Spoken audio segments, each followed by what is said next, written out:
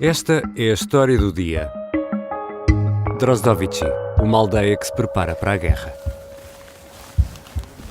Estamos na aldeia de Drozdovici, que fica na região de Lviv, mas longe do centro. Estamos agora à espera que alguém da junta de freguesia nos venha buscar. Kátia Bruno e João Porfírio, os enviados especiais do Observador à Ucrânia, demoraram quase uma hora a fazer os pouco mais de 35 quilómetros entre Lviv e Drozdovici, uma aldeia a meio caminho entre a grande cidade de Lviv e a Polónia. E ouvem-se alguns cães a ladrar de vez em quando, passarinhos a cantar, pouco movimento para já, e vamos tentar perceber como é que as pessoas aqui se estão a mobilizar em relação à guerra e como é que estão a reagir. Os jornalistas do Observador estiveram nesta pequena aldeia com poucos habitantes. Reunidas na Casa do Povo, as mulheres preparam-se para a guerra e os homens, nas estradas, montam postos de controlo. Neste episódio, vou conversar com a Kátia Bruno e com o João Porfírio. Bem-vindos, Kátia e João. Olá, Ricardo. Olá, Ricardo. Como é que foi a chegada à aldeia cujo nome, Kátia Bruno, tu consegues dizer de forma irrepreensível? Foi só ao fim de muito tempo a repetir a nossa tradutora até acertar na pronúncia. E, portanto, o nome da aldeia é Drozdovici. Drozdovici. Exatamente. A chegada foi logo muito curiosa porque nós durante o caminho tivemos de parar ao longo dos vários checkpoints que estão montados em todos os arredores de Lviv e no último, que era portanto o mais próximo antes de Drozdovici, fomos abordados pelos soldados e pelos civis que estão a fazer essa patrulha e quando nos perguntaram para onde íamos, eles ficaram muito espantados e perguntavam, têm mesmo a certeza que querem ir para aí? É que lá não há nada, é só uma aldeia. E nós, sim, nós sabemos, queremos mesmo ir para Drozdovici. Ok, pronto, então sigam. Mas ficaram com um ar muito perplexo, sem perceber o que é que dois jornalistas estrangeiros e uma ucraniana estavam a fazer a ir para uma aldeia que eles achavam que não tinha nada digno de nota. E como é que é a aldeia, João? É uma aldeia rural, ou seja, assim que entramos na aldeia, uma aldeia muito pequena, com cerca de 400 casas, e assim que entramos na aldeia vemos animais, vemos galinhas nos quintais das pessoas, vemos carroças, cavalos, vemos homens a cortar a madeira para a lareira, as casas têm à sua volta bastante terreno para cultivo de batatas, de cebolas, portanto percebe-se que é uma aldeia que vive muito do que é ali produzido, apesar de pouco. É uma aldeia que se percebe, por ser pequena, que as pessoas são muito unidas e que não há ninguém na aldeia que não se conheça. Falaram com várias pessoas e, por uma vez, durante esta semana que estão aí na Ucrânia, não precisaram nem de tradutor, nem de falar inglês. Habla espanhol? Que bueno! É verdade. O João ficou muito entusiasmado porque ficou ali durante muito tempo a falar espanhol, porque um dos ucranianos que nos veio receber, o Yuri Pelat, viveu 9 anos em Málaga. Estava estudando. Estudando o quê? Microinformática. Microinformática. E falava espanhol fluentemente melhor do que eu e o João, os dois juntos, diria. E João, qual é a missão do Yuri aí na aldeia? É como se fosse o guardião da aldeia, digamos assim. É um engenheiro informático que montou e colocou as 6 câmaras de vigilância que a aldeia tem, nos pontos de entrada e nos pontos de saída, e é um dos 230 homens que se revezam entre si em turnos de 6 horas para controlar essas entradas e essas saídas de carros e de pessoas da aldeia. Aqui é muito tranquilo. Aqui depende todo da gente que está aí marcando o território, fazendo tonterias e nada mais. Este homem tem consigo sempre 2 armas no carro, duas caçadeiras que usava neste caso para a caça e que agora servem para proteger a aldeia, para proteger a si e aos seus de uma eventual invasão russa.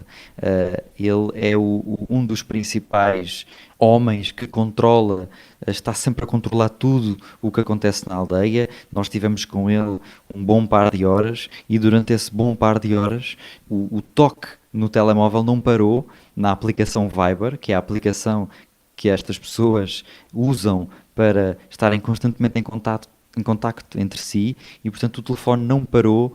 Cada vez que entrava um carro, o Yuri sabia que o carro estava a entrar, qual era a matrícula do carro, quantas pessoas estavam no interior desse carro e qual era o destino desse mesmo carro. Portanto, uma nota de curiosidade, quando nós entramos na aldeia, o Yuri, apesar de não estar na aldeia, sabia que nós tínhamos entrado na aldeia. Os homens da aldeia montaram um sistema de checkpoints nos acessos à aldeia, foi isso? Ні, він не хоче брати, він просто приїхав з тою зброєю сюди, а документи на неї так собі. Sim, por aquilo que eles nos disseram, nos primeiros dias a seguir à invasão, ainda o fizeram de forma muito desorganizada, simplesmente colocavam-se todos armados nas entradas e nas saídas da aldeia, mas no passado domingo os homens reuniram-se todos para ter uma reunião e ver como é que podiam fazer este sistema de vigilância de forma mais organizada.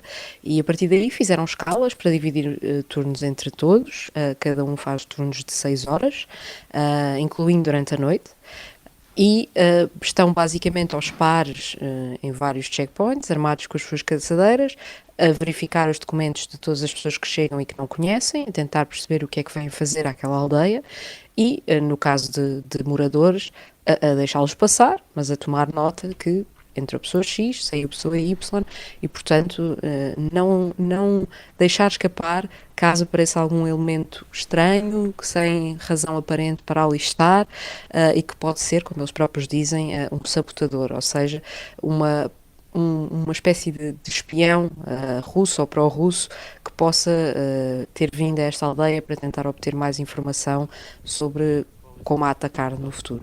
Pela vossa descrição, não tem equipamento militar, é tudo um pouco improvisado, é isso? Два чоловіка, які мають зброю, ну зброя така наша, як мисливська. É exatamente como dizes, Ricardo. As armas que são utilizadas nesses checkpoints são as armas que os homens utilizam para ir à caça em tempos normais. Esses checkpoints não têm apenas sacos de areia amontoados entre si e que os confere algum tipo de proteção caso haja algum tiroteio por ali, mas apenas as armas que são utilizadas para a caça é que estes homens têm na mão, não têm outro tipo de armamento, não têm outro tipo de proteção. Portanto, estes homens estão entregues a si mesmos e entregues às suas armas de caça. E as mulheres também estão empenhadas neste esforço de resistência. Sim, estão a reunir-se diariamente numa espécie de centro recreativo, de casa do povo, de local onde normalmente os habitantes de Drozdovichy se juntavam para conviver, para beber, para jogar cartas, e que agora é uma espécie de centro improvisado, tanto de recolha de alimentos, de roupas, de cobertores, como também o sítio onde estas mulheres e muitas crianças, todas as crianças da aldeia, se têm juntado nos últimos dias para produzir aquelas redes que são depois camufladas com pedaços de tecido verde seco e que estas mulheres acabam por montar usando redes de balizas de campos de futebol da aldeia e cortando tiras de tecido que todos os habitantes deixam ali, roupas, cobertas, cortinados, o que for, e que são cortados para se fazer essas tiras, e depois essas tiras são presas e amarradas às redes. E essa tem sido uma tarefa diária, em média, pelo menos durante 6 horas por dia, há sempre mulheres da aldeia naquele centro a fazerem essas tarefas. E no meio disso tudo, já aconteceu alguma coisa? Sim, no domingo apareceram na aldeia 2 homens ucranianos que as autoridades e esses homens que estavam a controlar o checkpoint suspeitaram que fossem sabotadores. Ou seja, é o nome dado a homens que são pró-Rússia ou mesmo russos. Esses homens apareceram com armas nos carros o que levantou, obviamente, bastante suspeitas sobre estes dois homens. Estes dois homens estão, neste momento, trancados em suas casas, com a polícia à porta, no carro, e o Yuri tem dentro do seu carro as fotocópias dos seus documentos de identificação, que nos mostrou com algum orgulho os documentos fotocopiados destes dois homens, de 40 e 27 anos. Pero también entiendo que vienes de un pueblo que está a 50 kilómetros Es raro. de la aduana y acho que 40 años, 40 y algo, y otro de 27 o 28 por ahí. De acordo com os documentos, um deles é de Donetsk, no leste, e o outro é de Cherkasy, que é no centro do país, e portanto isto acentuou ainda mais as desconfianças dos homens desta aldeia, a que se juntou o facto destes dois homens não terem conseguido explicar exatamente o que é que estariam a fazer nesta região e, portanto, juntamente com a polícia, os habitantes de Drozdovich acharam que havia suspeitas suficientes para não os deixar circular à vontade, digamos assim. Tal como nos relatos que nos fizeram chegar a partir da cidade de Lviv, as pessoas no campo, e não estamos a falar de uma grande distância, estamos a falar de 30 e tal, 40 quilómetros, também querem participar no esforço de resistência, é isso? Sim, querem muito fazer qualquer coisa, ocupar os dias, porque as pessoas com quem falamos, a grande maioria, se não quase todos, não estão a trabalhar. A maior parte das empresas na Ucrânia e das escolas suspenderam a atividade e, portanto, esta ainda por cima é uma região onde muita gente trabalha como operária fabril, nas várias fábricas que há aqui nos arredores de Lviv, e todas essas fábricas suspenderam a produção por razões de segurança e, portanto, estes ucranianos estão em casa sem nada para fazer, a consumir as notícias pela televisão, preocupados com o que se passa noutras zonas do país, como Kiev, como Kherson, como Odessa, e acabam por sentir que têm de fazer alguma coisa, têm de se sentir úteis e por isso envolvem-se, seja fazendo patrulhas na rua, seja fazendo tiras de pano para as redes, seja até rezando, como nos disseram, que era algo que muitas mulheres da aldeia ocupavam parte do seu tempo a fazer. Kátia e João já estão em Lviv, no hotel. Como é que têm sido as noites por aí? Queres responder, João? As noites têm sido, apesar de tudo, pode-se dizer que calmas em comparação aos primeiros dias em que cá chegámos. Ontem apanhámos um novo susto, soaram os alarmes por volta da 1h30 da manhã e, portanto, todas as pessoas tiveram que se encaminhar para locais abrigados. E no vosso caso é o quê? Para onde é que vocês vão? Nós vamos para o ginásio do hotel, que é o piso mais inferior que o hotel tem e, portanto, esse ginásio tem todas as máquinas que nós conhecemos de um ginásio e uma televisão e uma máquina de água e, portanto, nós descansamos ao lado de halteres. Obrigado, Kátia Bruno, e obrigado, João Porfírio. Obrigada. Muito obrigado. Kátia Bruno e João Porfírio são os nossos enviados especiais à Ucrânia.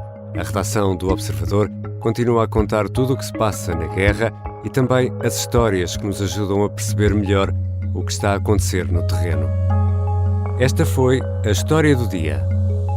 A música do genérico é do João Ribeiro, a sonoplastia da Beatriz Martel Garcia. Eu sou o Ricardo Conceição. Até segunda.